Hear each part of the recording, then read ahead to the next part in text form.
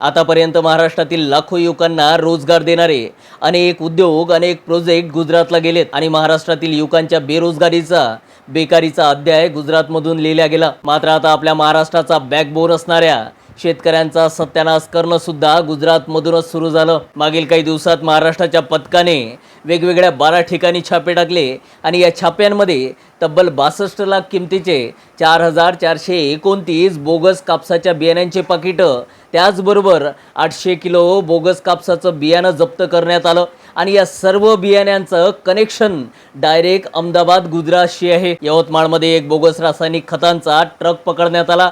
हा ट्रक आणि त्या ट्रकमध्ये असलेलं बोगस रासायनिक खत सुद्धा गुजरातमधील कंपनीचंच आहे। काही अंधभक्त विश्वास करणार नाहीत, त्यासाठीच पुरावा म्हणून या व्हिडिओमध्येच काही कात्रणं, काही फोटो सुद्धा जोडण्यात आले, ते सुद्धा चांगल्या पद्धतीने पाहून घ्या। मात्र गुजरातमध्ये बसलेल्या या लोकांवर कुठलीच कारवाई होणार नाही, कारण महाराष्ट्रात सरकारच गुजरात धाजीरनं बसलेलं आहे, त्यांना शेतकऱ्यांचं काहीच पडलेलं नाही।